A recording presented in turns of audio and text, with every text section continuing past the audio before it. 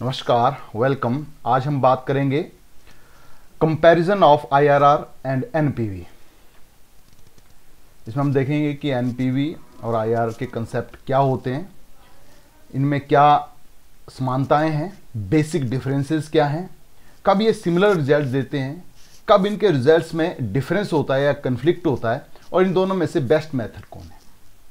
तो जब हम बात करते हैं एनपीवी और आईआरआर की, तो इन दोनों के बारे में हम प्रीवियस वीडियो में काफ़ी डिटेल में बात कर चुके हैं। तो यदि आप लोगों ने वो वीडियो पहले नहीं देखा है तो पहले आप उसको देख लें, क्योंकि आज हम कंसेप्ट के बारे में बहुत ब्रीफ में बात करेंगे। हमारा मेन फोकस होगा कि इनके बीच में समानताएं क्या हैं या डिफरेंसेस क्या हैं। मेन फोकस हमारा वहाँ पे रहेगा, क्या कन्फ्लिक्ट होते हैं, हम रिजल्ट कब सिमिलर होते हैं, कब रिजल्ट डिफरेंट आते हैं, और कौन सा मेथड है जिसको हम रेकमेंड करते हैं जब इनके बीच में कन्फ्लिक्ट हो रहा है। तो इसको हम बड़े एग्जांपल्स के साथ इंटरेस्टिंग वे से इसको आज समझेंगे। तो सबसे पहले हम बात कर रहे हैं एनपीवी के बारे में। NPV net present value method है, ये मॉडर्न मेथड है, डिस्काउंटेड कैश फ्लो मेथड है, टाइम वैल्यू ऑफ मनी को कंसिडर करता है। आज के पैसे का ज़्यादा महत्व, फ्यूचर में जो पैसा मिलेगा उसकी कम वैल्यू होगी। एनपीवी मेथड में हम लोग पहले एनपीवी निकालते हैं, नेट प्रेजेंट वैल्यू निकालते हैं, और उसके आधार पर ही निर्णय लेते हैं कि क्या हमें किसी प्रोजेक्ट में पैसा लगाना है या नहीं लगाना है। एनपीवी कैसे निकलेगा? NPV is equal to present value of cash inflow minus present value of cash outflow. कितना पैसा लगाया और कितना पैसा लगा के आया, कमाई कितनी हुई।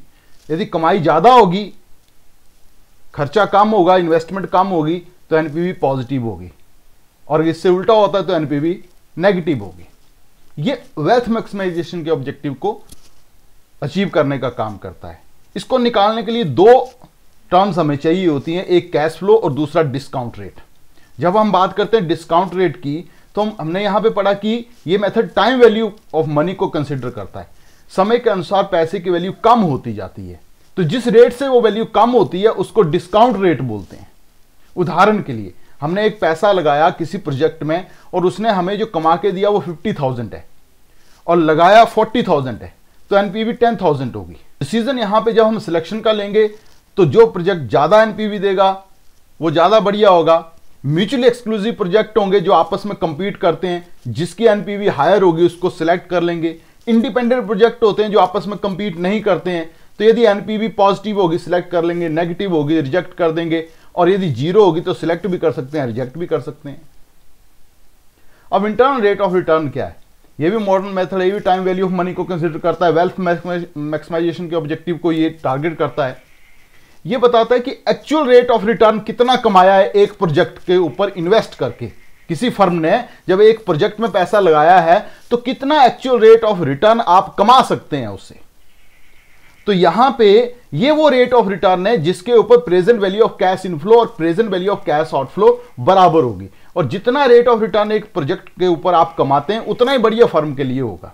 उदाहरण के लिए मान लीजिए एक प्रोजेक्ट है जिसमें आपने पैसा लगाया, वो 10,000 रुपया उसकी इन्वेस्टमेंट कॉस्ट है, वो कमा के 11,000 दे रहा है आपको, तो 1,000 जो है वो आप लोगों का रिटर्न है, और रेट ऑफ रिटर्न हो गई 10%। तो यदि 11,000 में से इस 1,000 को लेस कर देंगे तो 10,000 आ जाएगा, मतलब ये 1,000 दोनों को बराबर कर रहा है। तो सिंपली ये रेट ऑफ रिटर्न है, डिस्काउंट रेट है, जो present value of cash inflow present value of cash outflow को बराबर कर देता है। और जब हम बात करते हैं डिसीजन की, तो जितना ज्यादा आईआरआर होगा उतना ही अच्छा होगा। म्यूचुअली एक्सक्लूसिव में जो हायर आईआरआर होगी जिस प्रोजेक्ट की, उस प्रोजेक्ट को हम सिलेक्ट कर लेंगे, और जो इंडिपेंडेंट प्रोजेक्ट होंगे उसमें यदि आईआरआर कॉस्ट ऑफ कैपिटल से ज्यादा है तो सिलेक्ट कर लो, कम है तो रिजेक्ट कर दो, और बराबर है तो सिलेक्ट भी कर सकते हैं और रिजेक्ट भी कर सकते हैं। तो यहां कॉस्ट ऑफ कैपिटल क्या है? कॉस्ट ऑफ कैपिटल का मतलब यह है प्रोजेक्ट में पैसा लगाना है तो पहले पैसा लाना पड़ेगा, और जब पैसा लाएंगे तो उसकी कुछ कॉस्ट होगी। अगर लोन लेंगे तो इंटरेस्ट पे करना पड़ेगा, वो कितना है, वो कॉस्ट ऑफ कैपिटल होता है। तो आज जो हमारा मेन टॉपिक है वो है कि इन दोनों के बीच में क्या डिफरेंसेस हैं, क्या समानताएं हैं। तो पहले हम सिमिलरिटीज की बात कर रहे हैं, समानताओं की बात कर रहे हैं, तो सामने दिख रहा है दोनों ही मॉडर्न मेथड हैं, दोनों डिस्काउंटेड मेथड्स हैं, मतलब दोनों ही मेथड जो है टाइम वैल्यू ऑफ मनी को कंसीडर करते हैं। दोनों मेथड जो हैं वो कैश फ्लोज के ऊपर बेस्ड है, अकाउंटिंग प्रॉफिट को कंसीडर नहीं करते। दोनों ही मेथड एक प्रोजेक्ट को जब आप एवेल्युएट करते हैं तो उसकी टोटल प्रॉफिटेबिलिटी को देखते हैं, पूरी लाइफ में कितना कमा के वो आपको दे रहा है उसको देखते हैं, ना कि पेबैक पीरियड की तरह जो ये बोलता है कि पेबैक पीरियड तक तो देखो, उससे आगे इग्नोर कर दो। और दोनों ही मेथड वेल्थ मैक्सिमाइजेशन के ऑब्जेक्टिव को अचीव करने में मदद करते हैं। अब डिफरेंसेस क्या है, तो जो डिफरेंसेस हैं उनको हमने 10 पार्ट्स में डिवाइड किया है, तो एक एक करके इनको स्टडी करेंगे। तो सबसे पहला एक कंसेप्ट, तो जो आपका कंसेप्ट है एनपीवी का, वो बोलता है एनपीवी कैसे निकलेगा। ये present value of cash inflow और present value of cash outflow का डिफरेंस है, जबकि आईआरआर बोलता है ये रेट ऑफ रिटर्न है, जहां पे ये दोनों आपस में बराबर हो जाते हैं। मेजर, तो ये एब्सोल्यूट मेजर है और ये रिलेटिव मेजर है। एनपीवी जो है एक एब्सोल्यूट मेजर है जो आपको बताता है कि रुपीस टर्म में आपने कितनी कमाई की एक पर्टिकुलर प्रोजेक्ट से, कितने पैसे कमा के उसने आपको दिए। जो डिफरेंस है वो कितने रुपए का है present value of cash inflow, present value cash outflow में, जबकि ये बताता है कि कितने परसेंट कमा के उसने दिया। आईआरआर रेशो है जो बताता है कितने परसेंट कमा के उसने दिया। डिस्काउंट रेट, जब भी हम एनपीवी मेथड की बात करते हैं तो इसमें डिस्काउंट रेट पहले से हमें पता होता है, उसी के बेस पर हम लोग आगे जाके present value of cash inflow और present value of cash outflow निकालते हैं, उनका कंपैरिजन करते हैं। तो डिस्काउंट रेट इसमें पहले से पता होना चाहिए, जबकि आईआरआर में डिस्काउंट रेट पहले से पता नहीं होता है। आईआरआर तो वो डिस्काउंट रेट खुद ही है जिस पर present value of cash inflow present value of cash outflow के बराबर हो जाती है। री इन्वेस्टमेंट अजम्पशन, जब आप किसी भी प्रोजेक्ट में इन्वेस्ट करते हैं तो आपने पहले साल जैसे 5,000 रुपया लगाया, अगले साल 1,000 रुपया आपको वापस आया, उससे अगले साल 2,000 आया, उससे अगले साल 4,000 आया। ये कैश इनफ्लोज है, जो 1,000 2,000 अगले सालों में आ रहे हैं, ये कैश इनफ्लोज हैं। तो ये आपके पास खाली थोड़ी पड़े रहेंगे, बिजनेस में आप खाली थोड़ी रखेंगे इनको फिर से री इन्वेस्ट करेंगे। तो एनपीवी बोलता है कि आप इनको री इन्वेस्ट जब करेंगे तो किस रेट पर करेंगे, कॉस्ट ऑफ कैपिटल की जो रेट होगी आपकी, जबकि आईआरआर बोलता है कि इंटरनल रेट ऑफ रिटर्न के ऊपर आप इनको इन्वेस्ट करेंगे दोबारा से। तो यहां पे ज्यादा लॉजिकल जो है वो एनपीवी है, जो कॉस्ट ऑफ कैपिटल को बेस लेके चलता है। प्रॉब्लम ऑफ मल्टीपल रेट्स, ये प्रॉब्लम ऑफ मल्टीपल रेट्स किस में पाई जाती है, ये आईआरआर में पाई जाती है। एनपीवी में ऐसी प्रॉब्लम नहीं होती है। इसका मतलब हमें एक की जगह एक आंसर नहीं मिलेगा, एनपीवी का आंसर तो एक ही होगा। जब एक प्रोजेक्ट में आप एनपीवी निकालेंगे तो एक ही आंसर आएगा, पर आईआरआर निकालेंगे तो वहां पे आपके 2 आंसर भी आ सकते हैं, मल्टीपल रेट्स भी हो सकते हैं। ये आते कब हैं, जब नॉन कन्वेंशनल प्रोजेक्ट होते हैं। नॉन कन्वेंशनल प्रोजेक्ट वो होते हैं जिसमें आपका पैसा एक बार नहीं जाता, आउटफ्लो एक बार नहीं होता, बार बार होता है। जैसे मैंने एग्जांपल दिया है यहां पे, पहले 800 रुपया जा रहा है, दूसरे साल 4,000 रुपया आ रहा है, तीसरे साल फिर 4,000 जा रहा है। मतलब कैश आउटफ्लो बार बार हो रहा है, पैसा आपको बार बार लगाना पड़ रहा है। तो जब ऐसे प्रोजेक्ट होते हैं तो उसमें मल्टीपल रेट्स की प्रॉब्लम दे सकता है आईआरआर, जबकि एनपीवी में ऐसी प्रॉब्लम नहीं है। अब importance of cost of capital को कौन कंसीडर करता है, एनपीवी।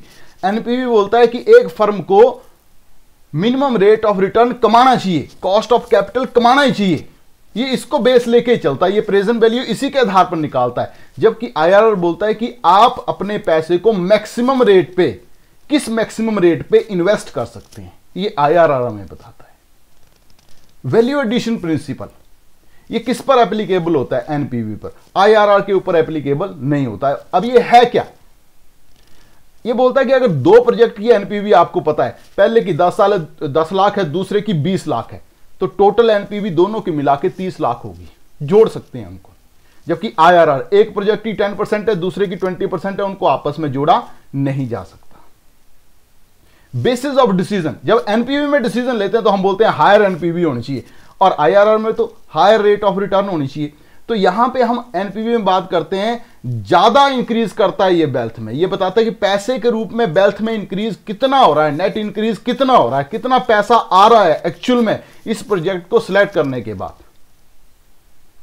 तो यहां पे एनपीवी जो है वो एक लॉन्ग टर्म अप्रोच है जो ये बताता है कि नेट इफेक्ट वेल्थ के ऊपर कितना हो रहा है, जबकि आईआरआर एक शॉर्ट टर्म अप्रोच है जो बताता है कितना % आपको प्रोजेक्ट में कमा के मिल रहा है। जैसे पे बैक की तरह, ये रिलेट करता है पे बैक की तरह कि 20%, तो इसका मतलब 5 सालों में आपका पैसा कवर हो जाएगा।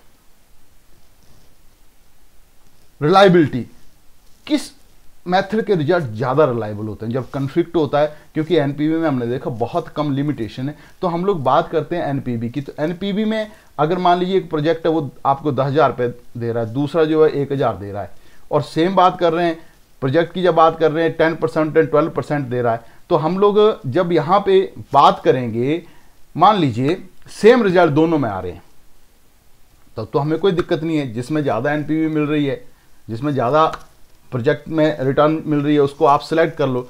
पर यदि रिजल्ट डिफरेंट हो रहा है, ए कुछ बोल रहा है, एनपीवी बोल रहा है ए को सिलेक्ट करो, आईआरआर बोलता है बी को सिलेक्ट करो, तब प्रॉब्लम आ जाएगी। तब हम किसके ऊपर ज़्यादा विश्वास करेंगे? एनपीवी के ऊपर ज़्यादा विश्वास करेंगे। अब रिजल्ट्स की बात करेंगे जो एनपीवी और आईआरआर में होते हैं। तो इन दोनों के रिजल्ट सेम भी हो सकते हैं, उनमें कन्फ्लिक्ट भी हो सकता है। तो सेम कब होते हैं? जब इंडिपेंडेंट प्रोजेक्ट होते हैं, कन्वेंशनल कैश फ्लोज होते हैं। और कन्फ्लिक्ट कब आता है? जब म्यूचुअली एक्सक्लूसिव प्रोजेक्ट्स होते हैं। तो अब इनके बारे में डिटेल में स्टडी करेंगे थोड़ी। इंडिपेंडेंट प्रोजेक्ट क्या होते हैं? जो आपस में कंपीट नहीं करते। आप सभी प्रोजेक्ट को सिलेक्ट कर सकते हैं, सभी को रिजेक्ट कर सकते हैं। म्यूचुअल एक्सक्लूसिव प्रोजेक्ट वो होते हैं जो आपस में कंपीट करते हैं, एक को सिलेक्ट कर लिया तो दूसरा आपको रिजेक्ट करना पड़ेगा। हाँ, अब इंडिपेंडेंट प्रोजेक्ट में ये एक समान रिजल्ट क्यों दे रहे हैं? देखिएगा, अगर एनपीवी आपकी पॉजिटिव है, इसका मतलब आपने ज्यादा कमाया, खर्चा कम हुआ है। नेगेटिव है, इसका मतलब आपका खर्चा ज्यादा है, कमाई कम है। और अगर जीरो है तो दोनों बराबर है। तो जब पॉजिटिव होगा तो हम बोलेंगे सिलेक्ट कर लो, नेगेटिव होगा बोलेंगे रिजेक्ट कर दो, जीरो होगा सिलेक्ट कर भी सकते हैं, रिजेक्ट भी कर सकते हैं। यही बात यहां पे आईआरआर बोल रहा है कि अगर ये कॉस्ट ऑफ कैपिटल के बराबर है, कॉस्ट ऑफ कैपिटल से ज्यादा है, कॉस्ट ऑफ कैपिटल से कम है, सेम एक दूसरे के साथ बिल्कुल साथ साथ चल रहे हैं, दोनों के रिजल्ट बिल्कुल सेम सेम आ रहे हैं, हाँ कर भी सकते हैं, सिलेक्ट कर लो, रिजेक्ट कर लो। तो यहां पे हम बात ये कर रहे हैं कि दोनों के रिजल्ट सिमिलर कब आते हैं? जब इंडिपेंडेंट प्रोजेक्ट होता है और कन्वेंशनल प्रोजेक्ट होते हैं। कन्वेंशनल प्रोजेक्ट वही प्रोजेक्ट होते हैं जिसमें आप एक बार पैसा लगाते हैं, फिर आपको पैसा आता ही है, बार बार आप पैसा नहीं लगाते। अब कंफ्लिक्ट इन रिजल्ट्स अंडर एनपीवी और आईआरआर होता कब है? हमने बात की थी, ये होता है म्यूचुअली एक्सक्लूसिव प्रोजेक्ट्स में। पहला केस कब होगा? पहला केस ये है जब दोनों प्रोजेक्ट में जो आप इन्वेस्टमेंट कर रहे हैं उसके स्केल में डिफरेंस है, एक में 10,000 लगा रहे हैं, दूसरे में 1,00,000 लगा रहे हैं। जब दोनों की लाइफ्स अलग अलग है, एक प्रोजेक्ट 1 साल में पैसा कमा के दे रहा है, दूसरा 10 साल में कमा के दे रहा है, एक 3 साल में कमा रहा है, दूसरा 7 साल में कमा रहा है, लाइफ दोनों की अलग अलग है। टाइमिंग ऑफ कैश फ्लो, एक जो है शुरू में ज्यादा पैसा दे रहा है, एक लास्ट में ज्यादा पैसा दे रहा है। तो इन तीनों के कारण जो है वो आपको जो रिजल्ट मिलते हैं वो हो सकता है वो बराबर दोनों के एक जैसे रिजल्ट ना हो। तो अब इनको एक एक करके हम स्टडी करेंगे। तो सबसे पहले हम बात कर रहे हैं जब डिफरेंसेस होते हैं स्केल में, साइज ऑफ प्रोजेक्ट अलग अलग होते हैं। देखिए एग्जांपल है, ए प्रोजेक्ट में आपका लग रहा है 20,000 रुपया और बी में लग रहा है 3 गुना 60,000 रुपया।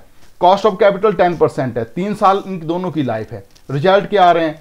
रिजल्ट ये बोल रहा है, एनपीवी बोल रहा है कि भाई बी प्रोजेक्ट 11,860 रुपए कमा के दे रहा है, तो भाई बी को सिलेक्ट कर लो। जबकि आईआरआर बोल रहा है कि ए को सिलेक्ट करो, उसकी 24% जो है वो कमाई है। तो किसको करेंगे? डिफरेंस क्यों आ रहा है? एनपीवी एब्सोल्यूट बताता है, आईआरआर रिलेटिव बताता है। अब किसको करना है? कन्फ्लिक्ट हो गया हमारे माइंड में। अब हम सोच रहे हैं कौन सा बढ़िया होगा, किसको सिलेक्ट करेंगे, कौन सा प्रोजेक्ट सिलेक्ट करना चाहिए। हाँ, दोनों एक जैसी बात बोल रहे तब तो कोई लड़ाई नहीं थी। अब दूसरा जो है, जब पैटर्न टाइमिंग अलग अलग है। देखिए 2 प्रोजेक्ट हैं, पहला प्रोजेक्ट ए प्रोजेक्ट में पहले ज्यादा पैसा आ रहा है, पहले साल में ज्यादा पैसा आ रहा है, बी प्रोजेक्ट में लास्ट साल में ज्यादा पैसा आ रहा है। तो जब आप रिजल्ट निकाल रहे हैं तो रिजल्ट क्या बोल रहा है?